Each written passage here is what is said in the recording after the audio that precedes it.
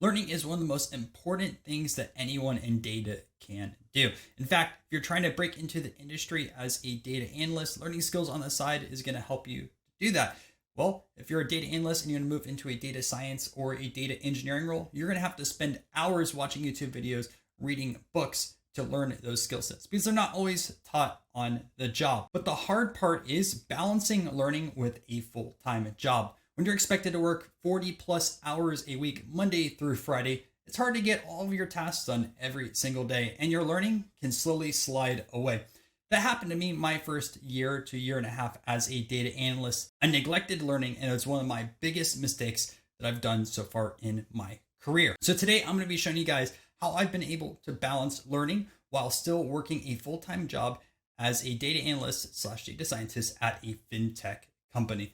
A lot of these tips allow me to save hours every single day, and that way I can spend more time studying new skills. And that's why I make more videos for you guys. All right, let's start going through them. So our first time saving tip is actually going to be lifted from the fitness industry, and that is going to be meal prepping. I will address that there are some benefits of meal prepping outside of the time savings side of things.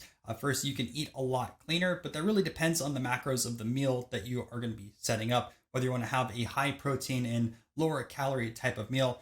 Me personally, I make a Chipotle style bowl, and I actually found this tutorial here on YouTube, and it's very, very good. But the other side of things too is you will be saving money. Now, from the time perspective, think about it. If you go out to eat every day, whether you're in the office or you're at home, you do have a commute time to go to that restaurant. You have time ordering the food and then time getting back the food. And even if you do go on the fast food route, that still might take 30 to 40 minutes and you're eating garbage, to be honest with you. But from the time savings perspective, if you meal prep during the weekend, you can reheat these meals during the week and it doesn't take too long. And then you might have the rest of your lunch break to put in some time to study. Are you going to get full deep work on this side of things? No, but you might have an additional 30 or 45 minutes to start learning a concept or to prep later in the day for more study materials. So another prepping tip for you guys. One of the things that I like doing is writing down kind of like a to-do list for every day, but I prep that the night before. So I'll think about everything that I want to accomplish through a day. I'll put it on my notebook and separate them between tasks for my full-time job and then also tasks that I need to get done, whether it's on like the fitness side of things, coding side of things, or even chores around the house.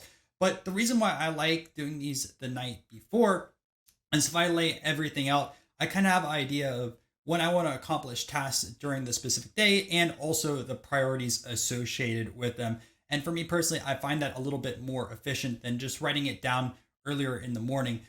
There's nothing wrong with that, putting it down earlier in the morning, but just for my own personal workflow, I do like writing it the day before. So the following morning, I want to knock out my first goal of the day. The easiest way for me to do that is going to be getting a workout in. Now, typically I tend to get 2 workouts done every day, whether that's going to be lifting weights or doing cardio. And what I do first kind of varies between like what I'm feeling to do that morning and also the Florida weather. If you're from Florida, you know how unpredictable our weather can be. But regardless, and not to go on too much of a tangent, getting that workout done early in the morning clears my head and gets me super motivated to code and get work done during the day. Plus, it feels great when you go back to your desk and you can cross out one of the tasks. Now, I like waking up pretty early in the morning between 5 a.m. and 6 a.m. But the reason why I wake up early is I have a pretty good sleep routine set up. And that's gonna be another tip for you guys. Make sure you have a specific sleep schedule. You wake up at a certain time frame in the morning and you go to bed. I go to bed between 9 p.m. and also 10 p.m. If I go to bed after 10 p.m., I know I'm going to be tired the very next day. So it's super important for me to go to bed at that time frame. It's not practical to go to bed one day at 9 p.m., another day at midnight or 1 or 2 a.m. because you're going to wake up at different times every morning and you're not going to have a routine. Routine is going to be very important to getting things done. If you don't have a proper routine, you're going to be a lot less efficient. And look, I'm not advocating for every single person to wake up at 5 or 6 a.m. A, it's not practical. And B, there's a lot of people that are night owls that like working really late into the night. I was like that in college. I would study way past midnight, but I'd also sleep in quite a bit. So make whatever schedule works best for you and stay with it. So this next tip is going to be utilized at your full-time job, but that's going to be taking on projects with new skills. So one of the new skills that I wanted to learn in the last year was Streamlit. In fact, I put that on my company goals for the year that I wanted to build out some Streamlit projects. Well, there was a need in my department to build out some internal BI tools for our risk analysts and also our underwriters. So I've talked to a few people within our department. I found some opportunities and I created tools to help automate some processes. But by doing that, I was able to get familiar with Streamlit and build out some pretty cool projects. So I don't have a ton of time to read a lot of personal development books, but one that I highly recommend is Deep Work. And a few of the philosophies that I'd recommend that I learned from the book, first is to schedule off some time for deep learning blocks. Now, at my full-time job, I try to schedule the first 2 hours of the day and also the last 2 hours of the day for a time where I can really just study and build out projects. Now, is it going to be perfect? No, sometimes I'll have to have meetings there, but I'll try to get off Slack and also my email so I could highly focus. And that's something you could also do outside of work hours. Set some time away where you have no distractions. The way that you could do this is by turning off your phone. I do this in the beginning of the workday. I won't really turn on my phone until lunch, but you could also do this when you're studying, either before work or after work. One thing that I would deem critical when you're trying to learn data and improve your skills is to reiterate what you're learning. Now, the way that I do this is through coding YouTube videos, not really like this, but the 2 coding videos I upload every single week where I kind of walk through my code line by line. First off, it's a good refresh on some concepts that I've learned maybe 2 or 3 weeks earlier, but also at the same side of things, it makes sure that I'm accountable for the viewers of this channel and also for myself, where I have to learn concepts every single week to improve my skill set. What I also do too is I turn these YouTube videos into Twitter threads. So that way I type it out the information once again and see it for a third time.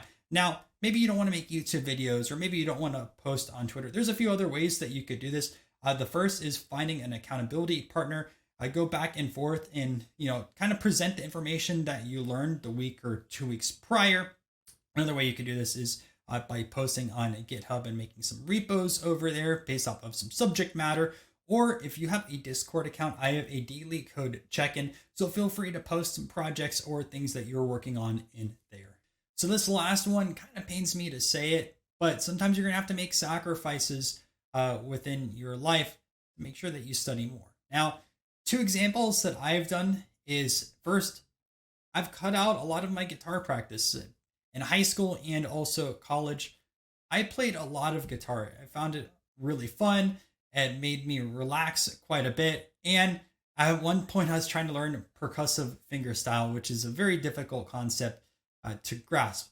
Well, unfortunately, there's only so much time in the day. And when you start getting a little bit more advanced in guitar, it takes quite a while to improve. That conflicts a little bit with data. So I don't practice guitar anymore. I'll play it for a few minutes every day just as kind of like a stress reliever, but I've noticed that I'm not improving as much.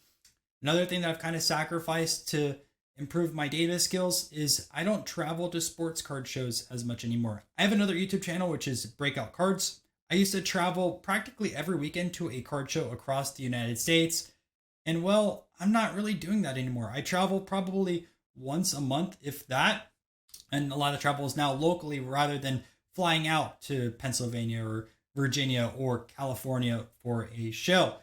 I get my weekends back, which gives me a lot amount of time to study, but I don't get to experience this hobby. So there is always a drawback when you do need to study more, but you do have to look at the pros versus cons. Is it worth sacrificing maybe a few years of a hobby to improve your skills, or do you want to continue that hobby and not improve for your job?